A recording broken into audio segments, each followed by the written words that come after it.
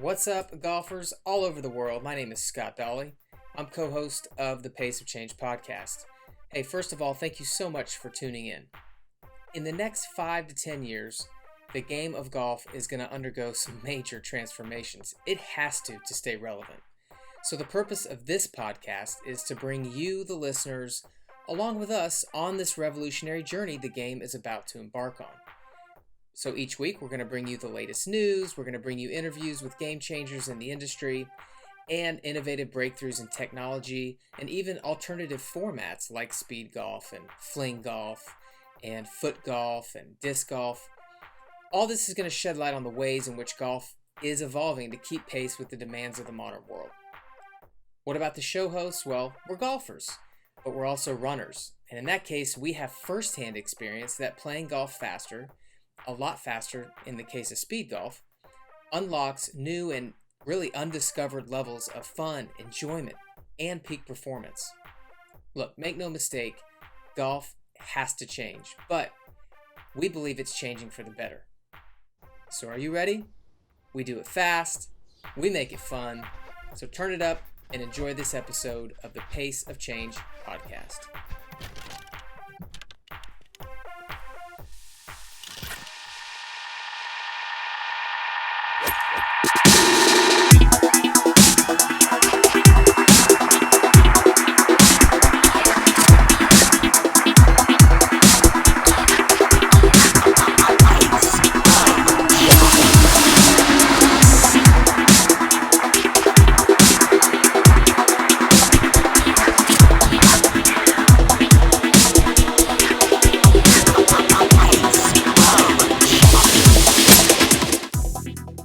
Hey everybody, this episode of the Pace of Change podcast is sponsored in part by LinksRun. Now, can you guess what Runner's World rated as the number one surface to run on? Yeah, it's no surprise, of course. It's golf course fairways. The same fairways that are off limits to runners, unfortunately. You know, there were a record 18,000 timed foot races in the United States last year. Almost every one of them were on roads. Man, that hurts my back and my knees just to say that. I wonder how many ran past golf courses and wished they could be on the other side of that fence. Well, that's what LinksRun is doing. They're making that a reality. LinksRun is an innovative racing concept whose founders are passionate about running, but they're also passionate about growing the game of golf in the 21st century. So their vision is to build a bridge between two of the largest athletic communities in the world, golfers and runners, by hosting foot races on golf courses. Check out linksrun.com for more information, and if you'd like to see LinksRun come to your city, fill out their request form on their website, or just sign up for their newsletter.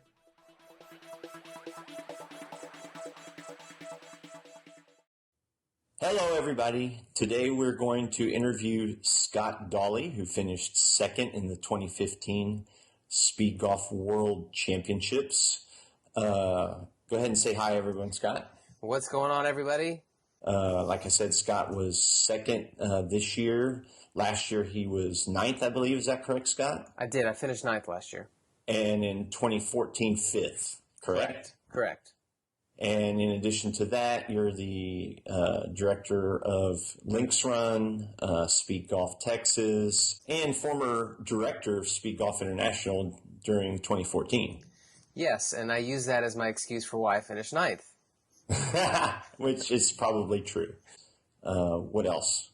I had a great opportunity to be a part of the Golf Channel series Altered Course earlier this year, and that was a blast. So in 2014 last year, you ran around 48 minutes and shot, 77?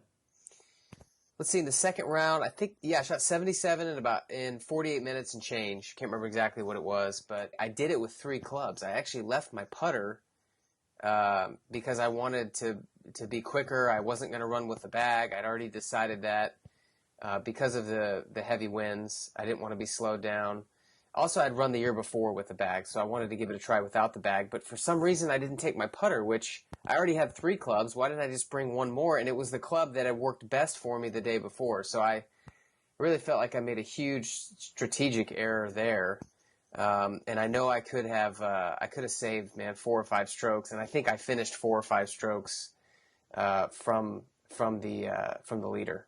So, getting back to what you learned from 2014, part of it was that you needed to get faster, correct? Yeah, I felt like that was the biggest area where I could make gains. It's either the golf or the running. There was from a professional athlete side, there was a huge relief in knowing that I was just going to be able to focus and concentrate on my training for this year's World Championship. So, that provided a lot of motivation there. But I knew I needed to get faster. I knew I needed to get quicker on the short interval runs. I knew I needed to gain more endurance and do some of the longer runs as well. So yeah, that was definitely a big focus from about 100 days out. And correct me if I'm wrong, but you don't have any track and field or cross country experience in order to draw from that experience to learn how to train for intervals and whatnot. Is that correct? Not at all. In fact, prior to 2012, I had never run more than 2 miles at one time. So wow. I could be classified as somebody who would say like, oh, I hate running. All right. So take us through it. You said starting 100 days out, you really started getting your running training in full swing. And what did you do? Yeah, so I think about 4 months out, I really started gearing up mentally. I started kind of setting my intention, what I wanted to achieve, which was a win. And so I started to really focus on that and to visualize and to start to plan how I was going to accomplish that. And so, yeah, about 100 days out, I actually ended up employing the service of a running coach, actually, up in Austin. Whenever you're going to train for something that you've never done before, really try to achieve a goal that you never had before, you do need somebody who knows more than you, who's been further than you. And so that was really important to me. I knew I could trust that person. And so even though I'm down here in Houston, we were able to correspond very frequently, almost on a daily basis. And I was given, running workouts to go accomplish and report back with my, heart rate statistics and my pace statistics and how I felt. And so that was a lot of fun, really. It was a lot of hard work. There was a lot of suffering and pain involved, but I was looking forward to it because I knew I was making strides. So that's what I did. I just followed the running regimen that I was given. And that kind of took that off my shoulders. I was the one that just needed to go out and get the workout taken care of, and I could trust my trainer to give me and continue to adjust based upon how I was improving and how I was advancing. I knew he would continue to adjust my workouts. Now, were the kind of workouts that he gave you, was it new stuff that you hadn't been doing in the past for previous Speedgolf World Championship training? Yeah, it was. There was, in the past, I would just go try to run about as far as the golf course is, like 4 or 5 miles, or I would train for a 5K, or I would train for a 10K, just your typical basic things that you might know as you get into running. What I didn't know was a lot of the track workouts. So running your 200 repeats, running your 400 repeats, running your 100 repeats, and trying to do it in a certain time frame based upon where your fitness is. And then, like I said before, just making sure that you're getting some valuable data. So getting the feedback from your running watch or your heart rate monitor, all of these things are super valuable, things that I really wasn't using in the past. Excellent. And do you think that kind of training propelled you to a new level of fitness that you wouldn't have got otherwise? Well, yeah, I think that's going to happen no matter what, but I think what the data does for you is it builds your confidence because you actually get to see on a piece of paper the progress that you're making. Yeah. And so for me, that was huge to see, wow, 3 weeks ago I was running my 200s trying to hit 40 seconds. And now I've been sent a workout where I'm trying to do it in 36. That's a big improvement. Absolutely. So that's a huge confidence builder, and really that's what you're looking for when you head into a championship, is you just want to be riding on a ton of confidence. Absolutely awesome. And in terms of golf training, did you do anything differently for that, or you were pretty solid on how you felt your golf game was shaping up? Well, I've been coming off of a couple years of a putting slump, which really got its worst back at the Eastern Open in 2013. I knew what I wanted to do this year, which was to really focus on my putting. And so the one thing that I changed in my routine was that instead of just pounding balls for hours, I would go get a bucket of balls, I'd take care of my business there, and then I would go spend literally at least an hour a day putting. And that, to me, was what I felt like, okay, if my putting's down and I've got that, and I can make all of my short putts, that's going to give me a chance to win. And that's how I'm going to make up strokes. Wow, that's pretty cool. So you and I have talked. You know how I putt at the World Championships. I know you putt better than me. Do you feel like you putt better than the other elites? The kind of the magic number that you're looking for in regular golf is 28. So, on that second day, I was 3 strokes off from that, and I can definitely go back. I can find 3 of those strokes on the final hole.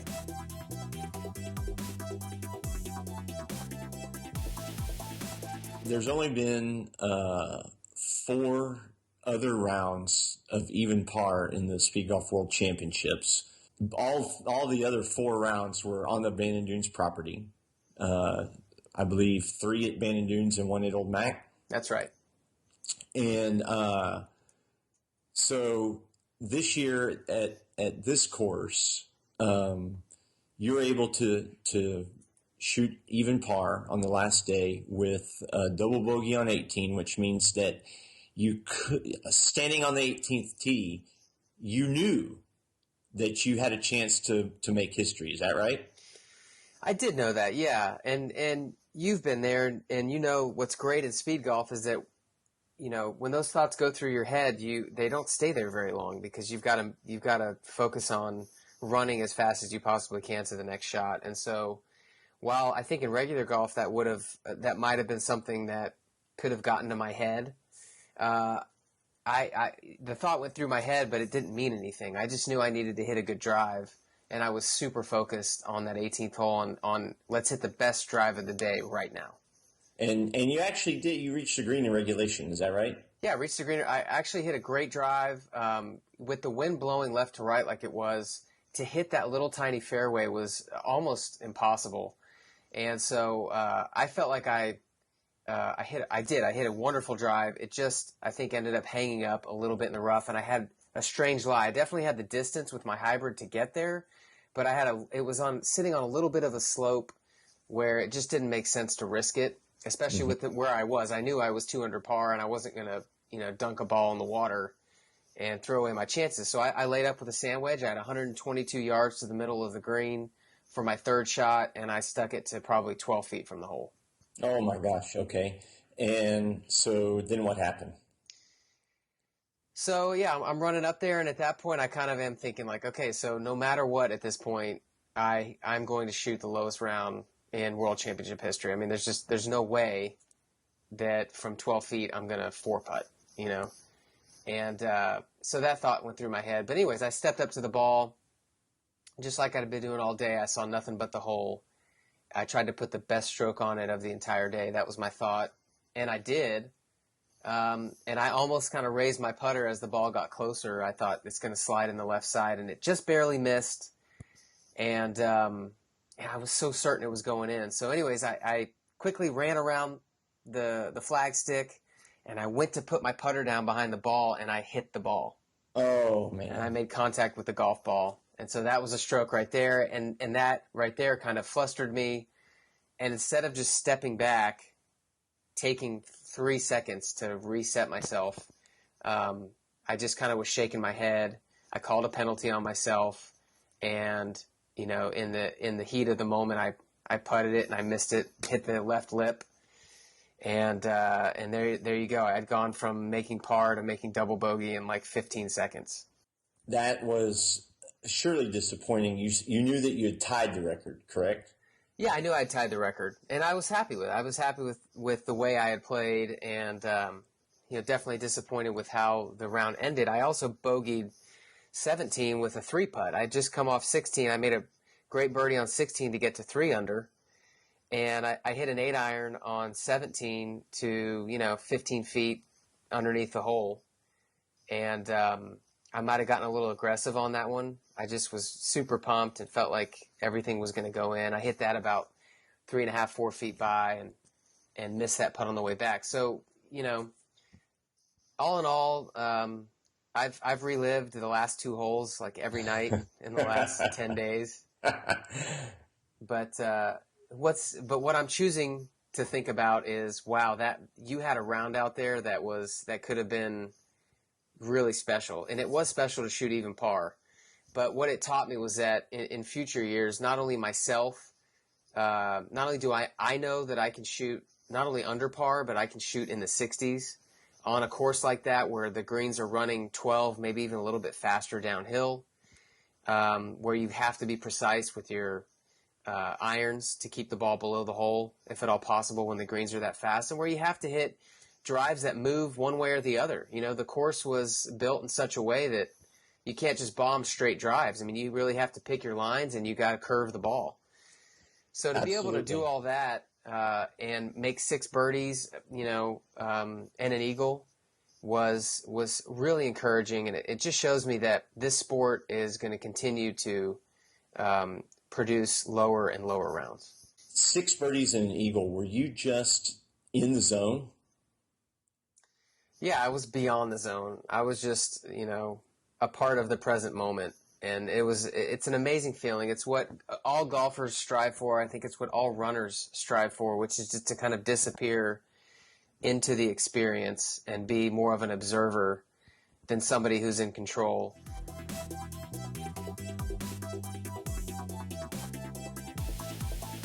That's what all of that training does. From not only a physical perspective, you do all the hard work and the training so that when you get into the moment, you have the resources that you need, but also all of that training builds the confidence mentally that you need to be able to let go. So my warm-up routine that morning was amazing. I was out there on the driving range, knocking down the flag sticks, literally hitting flag sticks with shots. And the last thing I did before I went to the golf course was I played the first 7 drives, and I just hit every one of them exactly like I saw in my head. And so that was a trigger for me to just let go and know that when I step on the first tee, everything's going to work out fine. And that's exactly what happened. I stepped up on the first tee, totally confident, ripped a drive right down the middle. My putting had been good the first day, but not where I wanted it to be. So I hit an 8-iron on the first hole, ended up about 12 feet above the hole, which was a slippery downhill putt. It was a tough one. And I hardly touched that thing, and it rolled down the hill, and it just creeped in the left side, hardly moving. And that, for me, again, was another trigger to say, okay, today's your day, and that's what you want to be able to tell yourself. Today's your day. Just go as hard as you can. And so that's what happened. So speaking of going as hard as you can, you mentioned that your fitness level was at a new level for you. Did that give you confidence? Absolutely. It did. They mixed together. So seeing my game where it was, I knew I didn't have to really concentrate on that or try to be in control of that. I could just see the picture in my head and paint the picture with my clubs. And so my focus became, push your limits with the running. Push your limits, go further than you think you can go. Just kind of run as hard as you can. And when it starts hurting, just keep running. Because I had already experienced that in my training, and so that's the other great thing about training is if you go to those places in your training where you're really hurting and yet you push through, then in the moment of competition, you've already been there. You've already had that experience. You know that it's not life threatening, and you know that you're not going to fall apart. And so that really helped me to just go as hard and fast as I could. I had the confidence knowing that I'd done it before, and not only that, I had the confidence of knowing that really in competition, you have a little bit of an extra edge with the adrenaline that's flowing. And so when you're pushing yourself, you're probably going further than you were going in your training. Absolutely. So I saw you on the 18th tee. You looked to me like you left it all out on the golf course. Where in your round did you really start to have to push on the running? Yeah, I would say it was on 13. 13th hole is a par 4. I had just come off a double bogey and a bogey, so I got to 2 under through 4. I made a putt on 4 to get to 2 under. I had a 3-footer on 5, which is a par 5. I had a 3-footer for birdie, which I missed. I doubled 6, so I got back to even. I birdied 8. I birdied 10, got back to 2 under. Doubled 11, got back to even. Bogeyed 12 with a 3-putt. And so now I'm over par for the first time in the round, and I hit to 13. I hit my drive a little bit left in the rough. I took out a sand wedge, and it was a delicate shot because there's kind of a runway before the green there that if you land on it, it can shoot your ball across the entire green. So I knew I needed to hit a wedge really high, past all of that, landed on the green. I did. The ball actually landed and rolled. It got closer and closer to the hole, and I'm running towards it, and it dropped in the hole. And that's where I made my eagle. So you made your eagle on the hole where you were probably starting to get fatigued. I did, yeah. And that meant that I didn't have any time to slow down between there and the next hole, which was a par 5. So I essentially just had to run up to the hole, grab the ball, and maybe the steepest climb of the day is actually right there off that green. That is a steep climb, yeah.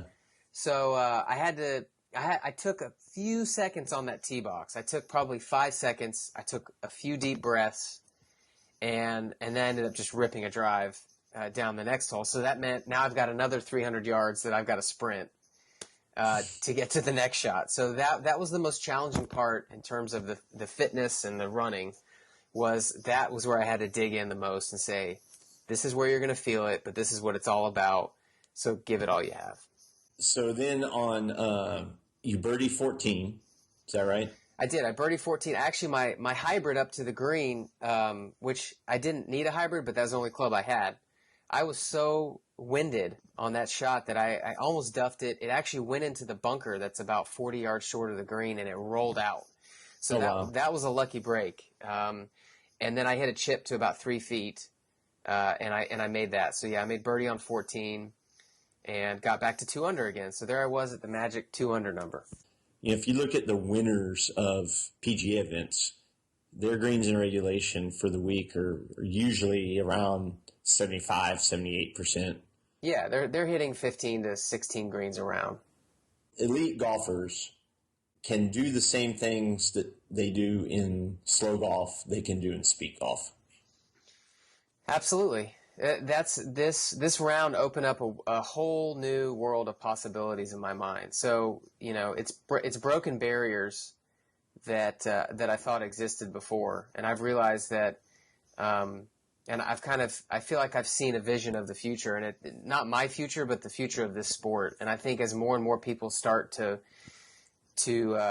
perform the way that I did and start to shoot the scores that those of us who've shot even par and even close to it. But, pretty soon, I would be surprised next year if somebody doesn't shoot under par. That's got to happen pretty soon. I'm not sure why 5 people have shot even, and we haven't gone past that. But I envision a day when speed golfers are going to be shooting the same scores as professional golfers. They're just going to be doing it in 45 minutes instead of 4.5 hours. What do you think the world record will be in 10 years? 10 years. This sounds crazy, but I think I could find one other person in the world that would agree with this. But I think 100 is the number that everyone's going to be shooting for. So a speed golf score of 100, which is essentially shooting, 65 in 35 minutes. What is the world record now? 108 and somewhere in the 50-second range. So you're talking basically about nine strokes and or minutes. Yeah, so if we go a minute a year, if we go a stroke or minute a year, if we take a speed golf score and subtract a stroke from it every year, I'd say that's where we're going to be. But that's essentially the upper limit, and things could change that. In other words, if speed golf gets to the place where we start playing from 6,500 or 6,800 or 7,000 yards, that's going to change the game big time.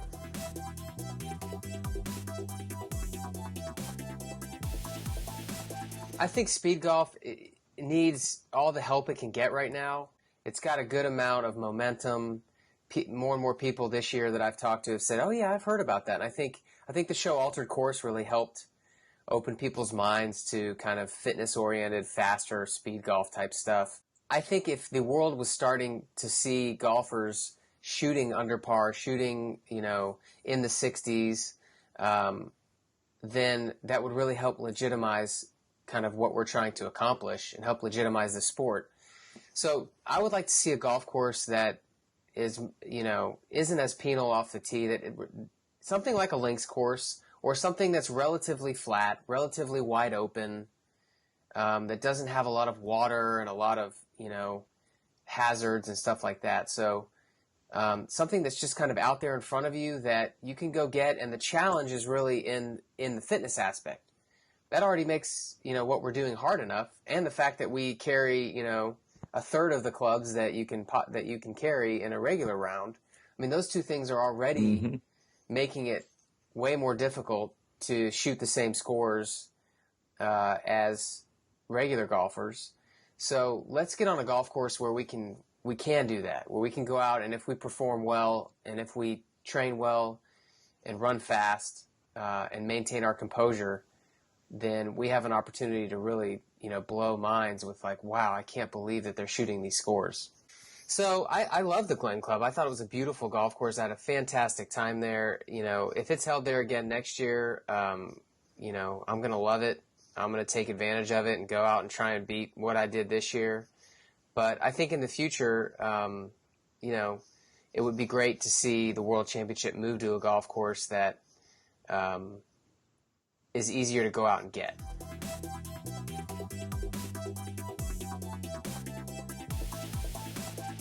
Part of what makes the fellowship such a cool part of speed golf and the camaraderie is that, like you said, it's sort of already so difficult that we all love seeing anyone who is able to rise above and beat the golf course, run their fastest.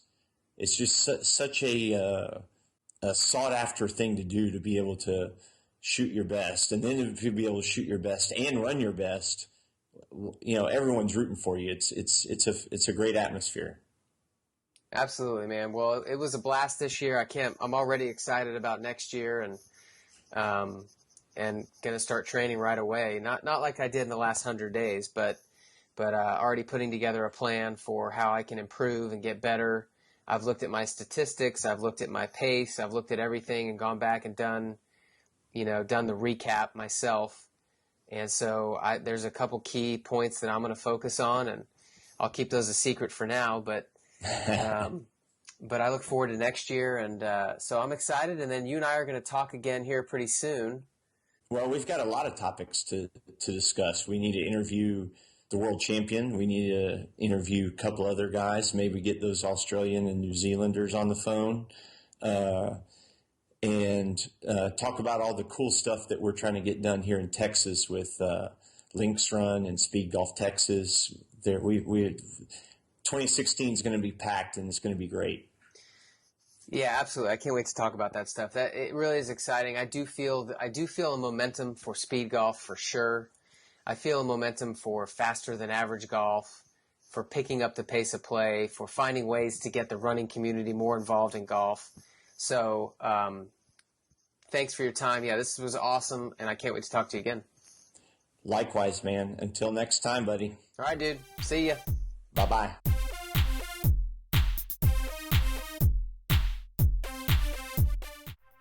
All right, guys, episode 1 in the books. We hope you enjoyed that recap of the 2015 Speed Golf World Championship. So much more to come. We look forward to bringing you weekly interviews, highlights, news, tips, and everything related to how the world of golf is changing. We're excited. Please subscribe on our YouTube channel. Follow along on social media at Speedgolf Texas and Links Run. Until next time, guys, pick up the pace. We'll see you soon.